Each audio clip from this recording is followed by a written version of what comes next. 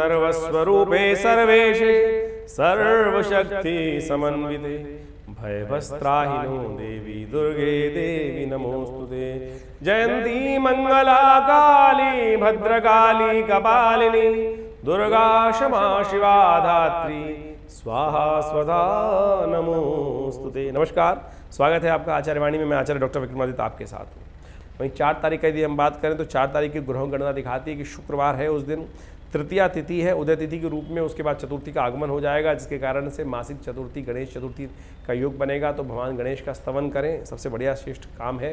लेकिन एक बात का ध्यान रखिएगा, सुबह सुबह भद्रा विद्यमान है 12:45 तक, तो वही नए कार्य को करने से बचना चाहिए। देखिए, पुरानी शास्त्र में कथा आती है कि ऐसे में जो भद्रा का दोष नहीं देखते हैं वो बहुत कष्टकारी योग बनता है। इंद्र ने एक कार्य को आरंभ करने का प्रयास किया भद्रा में और वो उसमें फंस गए और फिर उसमें कभी निकल ही नहीं पाए। बहुत लंबे समय तक संघर्ष करने के बाद उसमें से निकल पाए। आपने भी देखा होगा, कई बार आप दुकान पे अपने व्यवसाय में कोई कार्य करते हैं, किसी में तो सफलता से निकल जाते हैं और किसी में कई विघ्न उपस्थित हो जाते हैं। होता वो भद्रा का दोष भी हो सकता है। कई बार भद्रा योग काल में कोई नया कार्य हम सोच लेते हैं, विचार कर लेते हैं, उस पर कार्य करना शुरू कर देते हैं, तो वो विचार कहीं ना कहीं फंसता चला। कई चीज़ ऐसी होती हैं कि एकदम गोली की तरह जाती हैं और जो देखेंगे, एनालाइज करने का प्रयास करेंगे तो ये योग बहुत विचित्र तौर पे कार्य करता है। कोई बहुत सारे लोग तो ध्यान ही नहीं देते, आमतौर पे जनरल लोग ध्यान ही नहीं देते हैं। लेकिन हमने अपने कार्यक्रम के माध्यम से इस विशेष तिथि को भी आपके समक्ष उपस्थित करना शुरू किया है, बताना शुरू किया है। तो आशा करते हैं आप इस छोटे से सिद्धांत को भी समझने का प्रयास करेंगे। तो भद्रा रहेगी उस दिन, यदि हम बात करें शुक्रवार के दिन 4 अगस्त को 12:45 तक, तो उसके बाद सोच लीजिएगा, विचार कर लीजिएगा, नए कार्यों पे कार्य कर लीजिएगा, फिर आपको अवश्य उसमें सफलता के योग बना पाएंगे, अपनी मेहनत का फल ले पाएंगे। अब बात कर लेते हैं 5 तारीख की, 5 अगस्त की। 5 अगस्त को शनिवार है, चतुर्थी तिथि उदय तिथि के रूप में विद्यमान है। उसके बाद पंचमी का आगमन हो जाएगा। ग्रहों का योगायोग आपके अनुकूल दिखाई देता है और आपको आगे बढ़ने के अवसर बनते दिखाई दे रहे हैं। नए मित्रों से मुलाकात, नए पराक्रम को दिखाने का अवसर आपको प्राप्त हो सकता है। लेकिन एक अच्छी बात नहीं है, बहुत सारे लोग आपको मिस यूटिलाइज कर सकते हैं। जो इमोशनल पॉइंट ऑफ व्यू से कह सकते हैं, भैया तू मेरा ये काम कर दे, मेरा ये काम कर दे। आना कुछ नहीं है आपको उसमें से, धन्यवाद भी नहीं मिलना है, क्योंकि ग्रह ऐसे चल रहे हैं कि धन्यवाद भी नहीं करेगा, काम करवा लेगा, फिर चरसी भाई किसके दम लगाया, किसकी ऐसी स्थिति हो जाएगी। तो ध्यान रखें, अपने थोड़े स्वार्थी बनते हुए अपने कार्यों में काम करें, क्योंकि समय पॉजिटिव चल रहा है। उसमें टाइम लगाएंगे तो रिजल्ट आपके लिए अच्छे आएंगे। तो इस बात का ध्यान रखते हुए कार्य करें। शनिवार का अवसर है और शनि महाराज आपके लिए द्वितीय भाव में चल रहे हैं। ऐसे में आप एक काम करें, भगवान हनुमान शंकर जी का थोड़ा सा जल लेकर, थोड़ा सा तिल डालकर ओम नमः शिवाय का जप करते हुए उनका अभिषेक करें। भगवान का आशीर्वाद मिलेगा, शनि अनुकूल होंगे आपके लिए। शनि की साढ़े का अंतिम भाग है, ये छोटा सा उपाय अवश्य करने का प्रयास करें। मैं कहूँगा हर शनिवार के शनिवार कर लीजिए तो बहुत सुंदर रहेगा। बात कर लेते हैं 6 तारीख की। 6 अगस्त को ग्रहों की गणना क्या कहती है। 6 अगस्त को रविवार का अवसर है। पंचमी तिथि उदय तिथि के रूप में विद्यमान है, लेकिन थोड़ी देर में ही षष्ठी का आगमन हो जाएगा और षष्ठी उस दिन क्षय हो जाएगी, यानी अगले दिन सूर्योदय के समय पर से पहले षष्ठी समाप्त होकर सप्तमी का आगमन हो जाएगा। तो क्षय तिथि बन गई और साथ साथ रेवती नक्षत्र विद्यमान है। ये गणमूल नक्षत्र है, तो गणमूल नक्षत्र वैसे ही भारी होता है। तो रविवार को और सोमवार को दोनों दिन गणमूल नक्षत्र रहेगा, एक दिन रेवती, एक दिन अश्वनी। तो इन दोनों दिनों में जो नए जातक जन्म लेंगे उनकी मूल शांति उनके माता पिताओं को अवश्य करानी चाहिए, अन्यथा वो जातक भारी रहते हैं। इस बात का ध्यान भी रखना चाहिए। षष्ठी तिथि क्षय है, रविवार के दिन है, तो ऐसे में ध्यान रखें, नए कार्य आरंभ करने के लिए दिन मुहूर्त तो बिल्कुल शुभ नहीं है। तो इनको ध्यान रखते हुए कार्य करना चाहिए, अन्यथा कष्ट के योग बनेंगे, उसमें विघ्न उपस्थित होने के योग बनेंगे। ऐसे में ग्रहों की गणना आपके लिए विशेष तौर पर समझें तो समय अनुकूल दिखाई देता है, लेकिन फिर भी एक बात ध्यान रखिएगा, केवल हास परिहास में ही समय बेकार ना हो। रविवार का दिन है, छुट्टी का दिवस है, तो ऐसे में समय आपके बहुत अनुकूल चल रहा है। अपने इंपॉर्टेंट कामों को आपको निकालने का प्रयास करना चाहिए। आमतौर पर छुट्टी का दिन लोग हास परिहास में निकाल देते हैं, लोगों के साथ ऐसे ही घूमने फिरने में निकाल देते हैं। समय अनुकूल चल रहा है, इसका सदुपयोग करते हुए कार्य करने का प्रयास कीजिए। बड़े लोगों से मिलें, आपके लिए समय अनुकूल है, बहुत सारा आपके लिए लाभ के अवसर बनते दिखाई दे रहे हैं। ध्यान रखते हुए कार्य करें।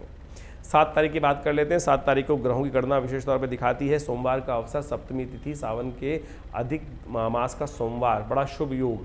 सावन का अधिक मास वैसे ही बड़ा शुभ होता है पुण्य करने कार्यों के लिए, उसमें सावन में आ गया है अधिक मास, उसमें सोमवार भी पड़ रहा है, सावन का सोमवार पड़ रहा है, तो ये और शुभ हो गया है। ऐसे में भगवान शिव का स्तवन करें। हमने इसी शुभ योग को देखते हुए आश्रम पे बहुत विशाल रुद्राभिषेक रखा है।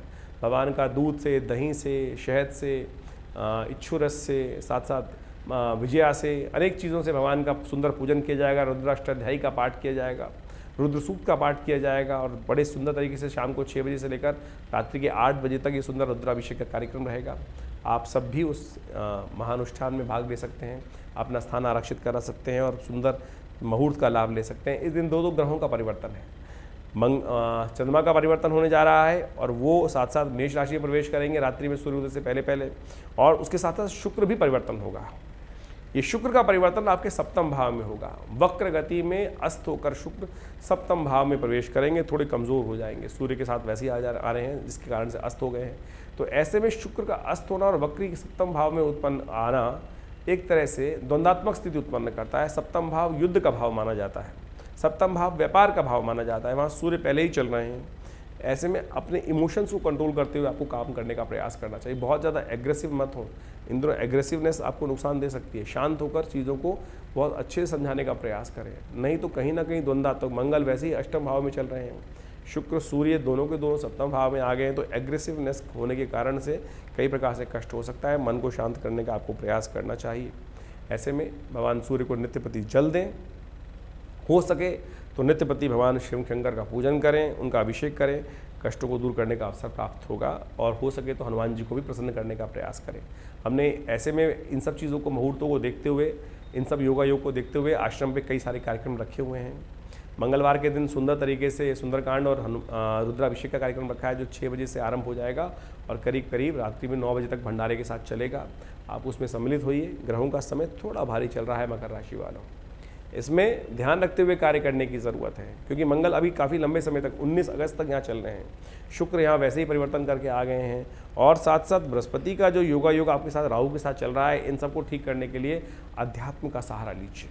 अध्यात्म के सहारे से जो आपके कष्ट हैं वो दूर करने के अवसर प्राप्त होंगे। बृहस्पति जो है आपके 12वें भाव पे प्रभाव डाल रहा है, नुकसान करा रहा है, जुर्माने करा रहा है, अननेसेसरी खर्चा करा रहा है। तो इन सब चीज़ों को समझिए। मन में अननेसेसरी सब कुछ होते हुए भी ना क्या कर रहा है, अननेसेसरी रेस्टलेसनेस दे रहा है आपको।